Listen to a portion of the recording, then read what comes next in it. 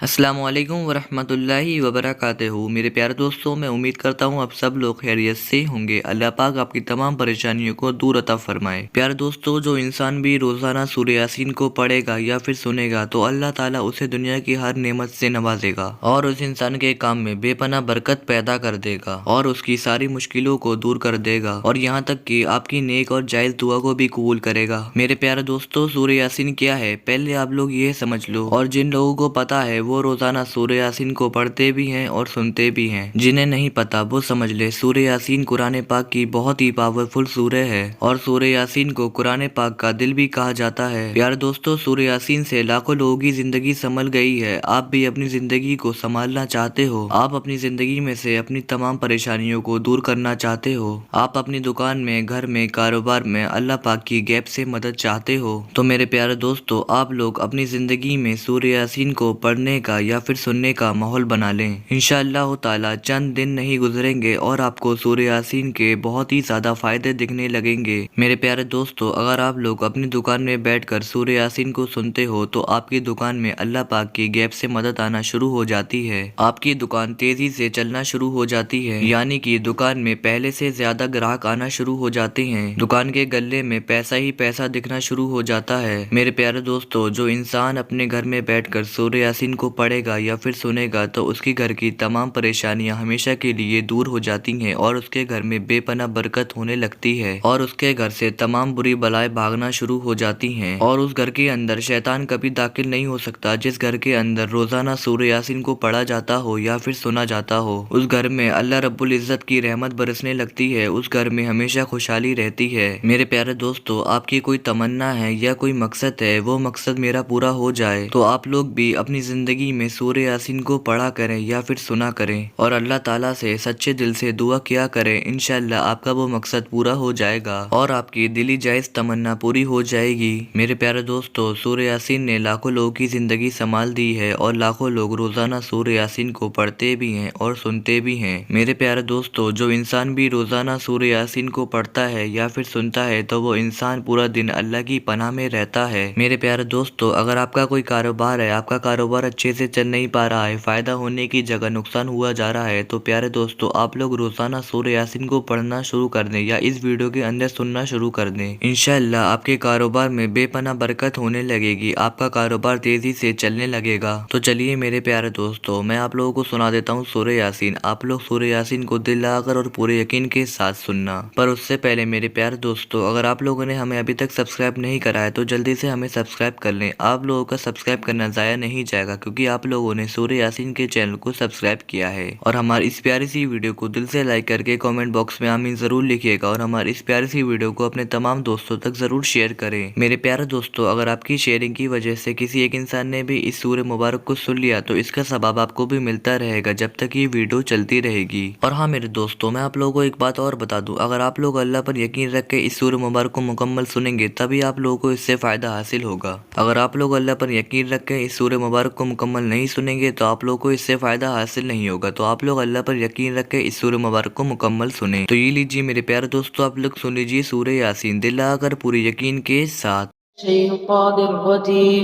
बिस्मिल्लाहिर्रहमानिर्रहीम। यासीन वल क़ुरआनिल हकीम इन्नका लमिनल मुरसलीन अला सिरातिम मुस्तक़ीम तंज़ीलल अज़ीज़िर रहीम लितुन्ज़िर क़ौमन मा उन्ज़िर आबाउहुम फ़हुम गाफ़िलून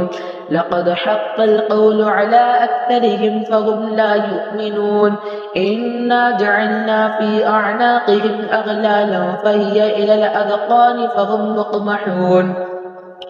वजअलना मिन बैनि ऐदीहिम सद्दन व मिन ख़ल्फ़िहिम सद्दन फ़अग़शयनाहुम फ़हुम ला युबसिरून वसवाअन अलैहिम अअन्ज़रतहुम अम लम तुन्ज़िरहुम ला युमिनून इन्नमा तुन्ज़िरु मन इत्तबअ अज़्ज़िक्र व ख़शिय अर्रहमान बिलग़ैब फ़बश्शिरहु बिमग़फ़िरतिन व अज्रिन करीम इन्ना नहनु नुह्यिल मौता व नक्तुबु मा क़द्दमू व आथारहुम व कुल्ल كل شيء أحصيناه في إمام مبين وضرب لهم مثلا أصحاب القرية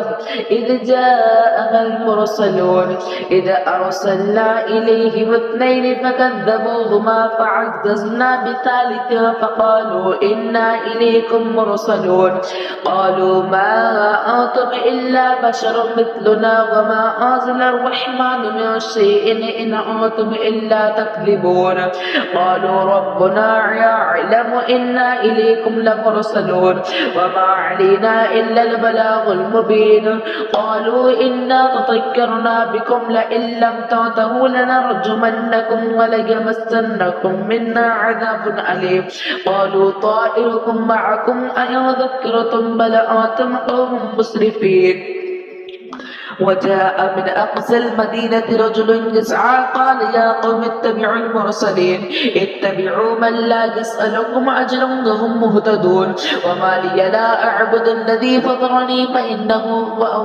فطرني وإليه ترجعون أأتخذ من دونه آلهة إن يردنا الرحمن لا تغني عني شفاعتهم شيئا ولا ينقذون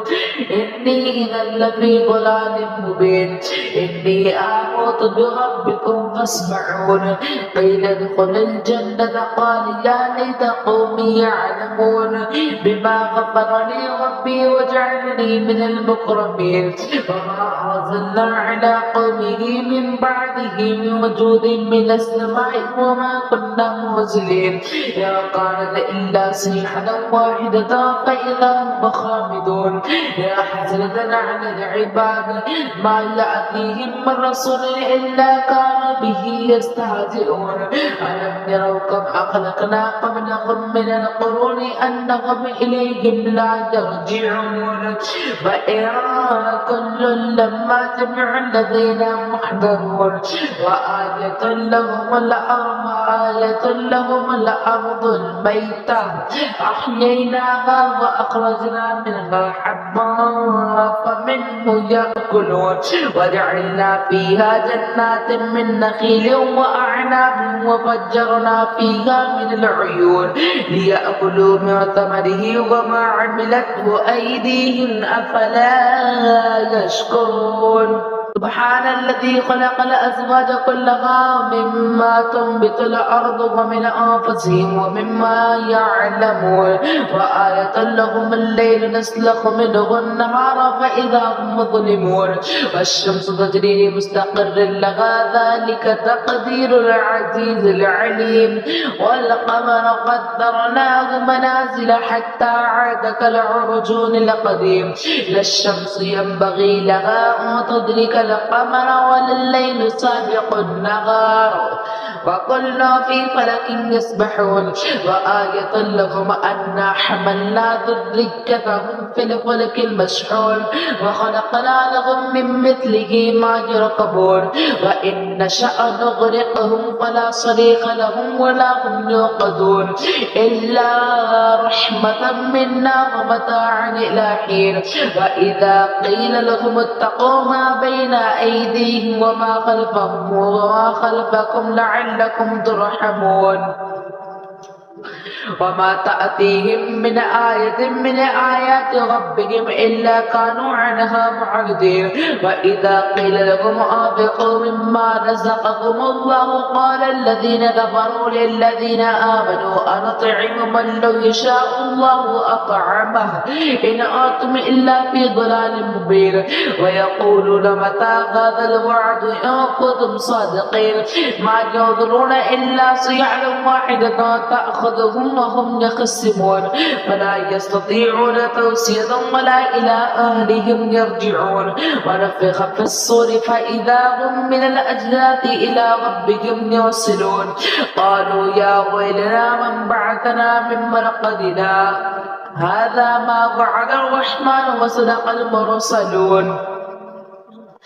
إن كانت إلا صيحة واحدة فإذا هم جميع لدينا محضرون فاليوم لا تظلم نفس شيئا ولا تجزون إلا ما كنتم تعملون إن أصحاب الجنة اليوم في شغل فاكهون هم وأزواجهم في ظلال على الأرائك متكئون لهم فيها فاكهة ولهم ما يدعون سلام قولا من رب رحيم وامتاز اليوم أيها المجرمون ألم أعهد إليكم يا بني آدم أن لا تعبدوا الشيطان إنه لكم عدو مبين وأن اعبدوني هذا صراط مستقيم ولقد أضل منكم جبلا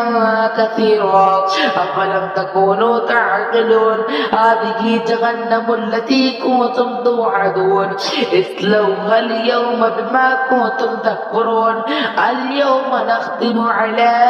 أفواههم وتكلمنا أيديهم وتشهد أرجلهم بما كانوا يكسبون ولو نشاء لطمسنا على أعينهم فاستبقوا الصراط فأنى يبصرون ولو نشاء لمسخناهم على مكانتهم فما استطاعوا مضيا ولا يرجعون ومن نعمره ننكسه في الخلق أفلا يعقلون وما علمناه الشعر وما ينبغي له إن هو إلا ذكر وقرآن مبين لينذر ما كان حجا ويحق القول على الكافرين أولم يروا أنا خلقنا لهم مما عملت أيدينا أنعاما فهم لها مالكون وذللناها لهم فمنها ركوبهم ومنها يأكلون ولهم فيها منافع ومشارب أفلا يشكرون واتخذوا من دون الله آلهة لعلهم ينصرون لا يستطيعون نصرهم وهم